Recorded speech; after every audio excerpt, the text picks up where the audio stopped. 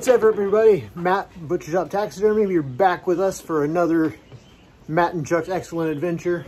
Today we are making a rock video. Not that kind. We need Jeff here for that one. But anyways, we are going to show you guys how to do some rock habitat and that kind of stuff. So, without further ado, here we go. Thank you.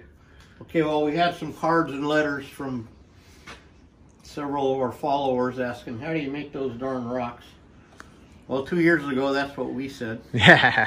So then we just started experimenting. And when Rudy was here from Australia, he had made us some rock condoms, we called them. Molded some rocks, and we were pouring our own out of Bondo fiberglass resin mix. You know, pulling them out of the mold and foaming it back. Then Matt found some guy online, Rocky Mountain Materials, shout out, who was molding big sheets of them, and then for a hell of a lot cheaper than the brand sells them. Right, and then busting them up in a box and shipping them to us. And we found that it's really not bad when they're busted up, because you bust them up anyway. Yep. And we screw around and you know, like that. So we went to that because it was just saved us time and headaches. So what we're gonna do today, we're making a little base for this badger. And then I was telling the one guy, you gotta make the base first to set your feet, or at least set it up. Yeah. And that kind of sounds confusing, but what we're talking about by that is, you can see here how when we get this set up, even if we don't finish the rock today, we can mount the badger, set it on the base where it's going to go, and set the feet down and put weight on them. Mm-hmm. Rather than, even though you see nice frosty feet floating on them driftwood, not driftwood, plywood and 2x4 bases, how most people do it, and that's really how a lot of people do it, and they get real nice shaped feet, but it's not bolted to the permanent base yet. Then you're going to make a base and set it on there, and then somehow, I don't know what, but this way you can set it and forget it. Yep. And actually put weight. Those toes sprawl out nicely like they belong. Yeah. Well, for example, we saw one bear at the show one time where it was a beautiful thing going down to the water, but we found if we'd have took a Sawzall and cut the bolts off, the bear would have slid right down in the water because there's no weight on the feet, you know. And I've seen countless life-size sheep, especially at the sheep convention and all that, where you could take a card and put it between the hoof and the rock. Mm-hmm. So it's not really bearing weight. And then there's really no way to really describe how we do this other than that we just pick a point and start. And here's some that we did for a wall pedestal. And this one, you're not going to believe this, but I'm going to hopefully do it again. You won't believe this, but I just picked a piece of rock out of the box and stuck it there. And look at that. Yep. And then I just took and cut a couple other pieces. Just to finish that back edge off. Finish the back edge off. And here's a little bit more of a complicated one. And then what we're going to do in here later in this video is just to show it, I'll mix up some of the filler to fill the gap. You know, and then, so we're going to go around on this one. You know. Oh no. That was hard. So, you know, you could do it like that. There you go. See? A little lower, actually. Or I'll even grab other pieces in the box and just mess around with it to where we get, like, see, that really does look good right there. Yeah, that's good right there for me. Take another piece out of the box of some kind of piece, put it there, and then we'll screw them together with drywall screws. And then Matt takes the magic foam gun thing he bought me with the orange foam, and we'll glue it together with that. And then when that sets, we'll go ahead and pour more foam in here. And then you want to get fancy, you can put a nice plywood back on it. But we're going to put some sage and stuff on here. And when we screw this in, I'll probably just paint the back flat black because you're not going to see it at all. Yeah. So this one is going to be some rocks and then the dirt, and we might put a hole right here. We're not sure yet. So we're going to get going on that and show you a little bit how we do it.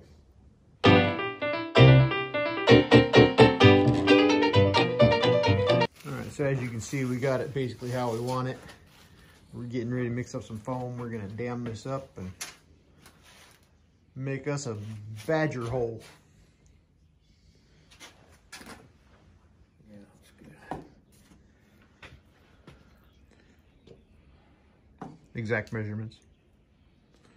There's a little bit more. There we go. It's pretty close. Always be ready. I'm going to do it like this. As a good Boy Scout should be. Here, yeah. Be prepared.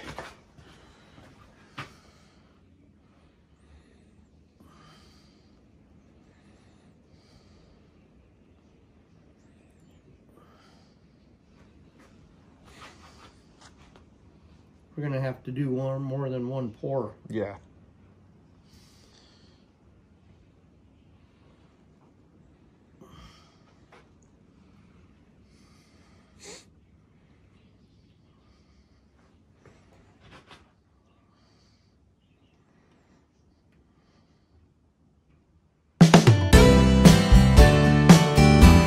Don't worry if it goes, Yep.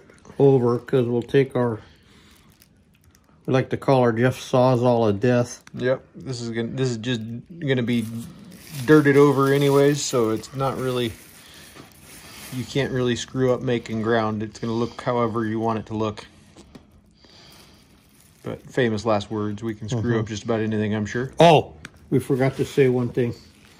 When we cut out the plywood, we usually set the saw at a slight angle so that when we foam it, we don't get a big flat ridge spot.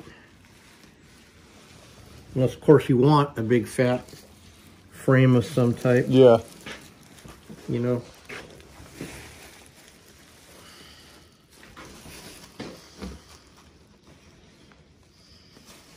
That's already pretty solid over there. Yeah, it's good. I'm going to go start another one. We can...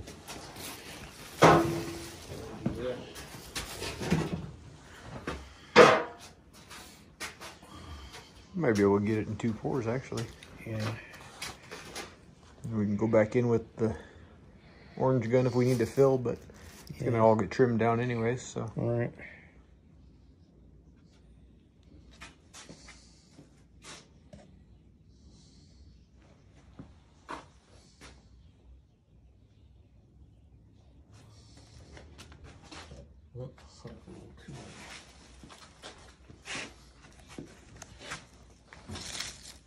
Dang, you're going to spill it all.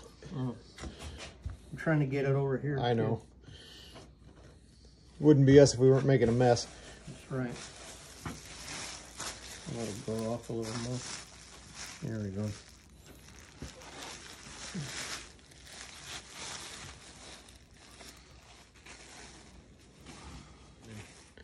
We might go back in and fill in with the gun if we need to or whatever. Yeah, that's going to be dang close. So.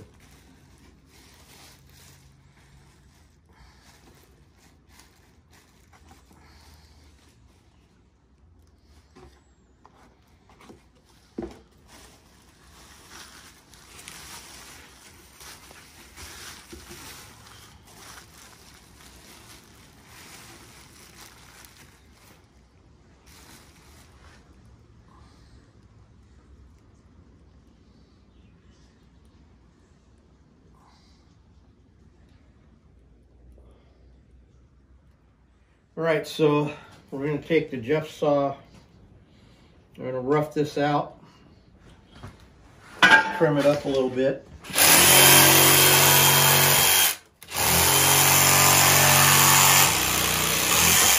Like so.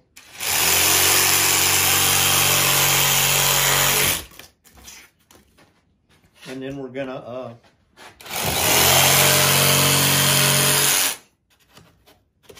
do our final fill, or whatever you want to call it, and see, you know. Mm-hmm.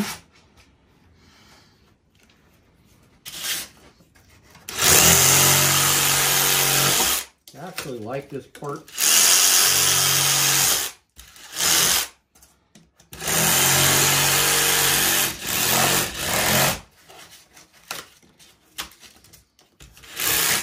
You want to kind of keep it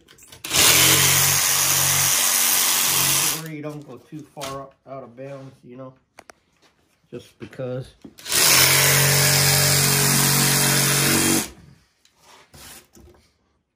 Careful. That was good.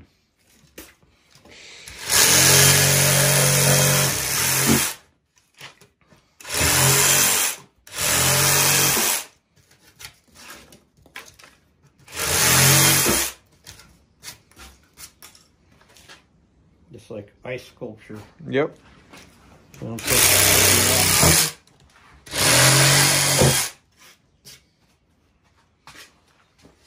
around.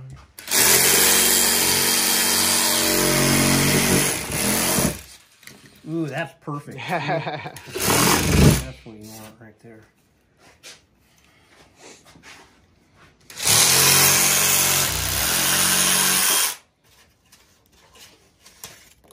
And again, you don't have to get it like super perfect here, because then we're going to come in with our fiberglass dirt glue mixture, and then we'll put in our marijuana leaves and opiate plants and all that after.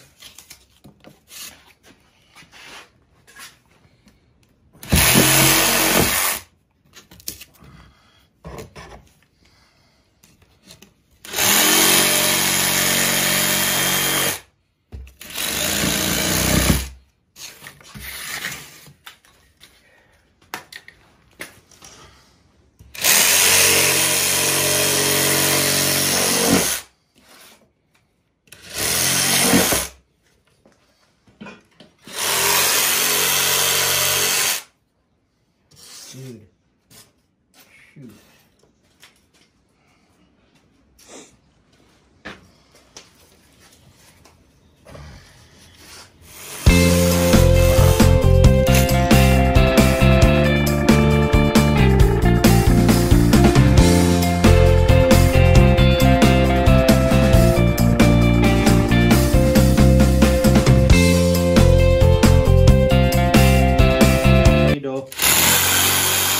But now that I'm out, you know. Mm-hmm. So that's about it, man.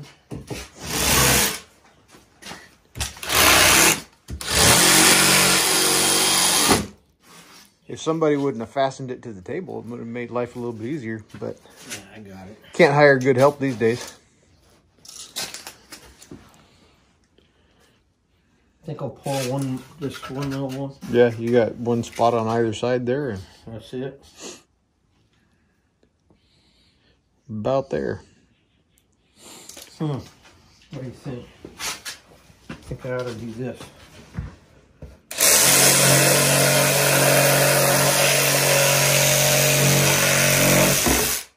See? Like that. Yep.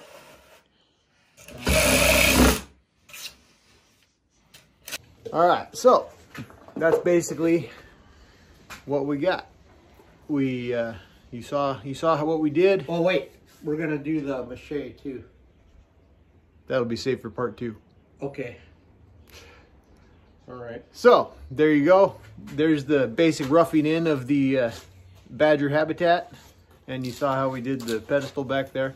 So yeah, go check out Rocky Mountain Materials for all of your rock needs. They're also making bird heads and all kinds of fun stuff nowadays. So whatever you need, they'll take care of you. I'll put a link to their site down in the description, so you can go ahead and just click right on over and order all of the crap you may need. And just make sure you tell them Matt and Chuck sent you.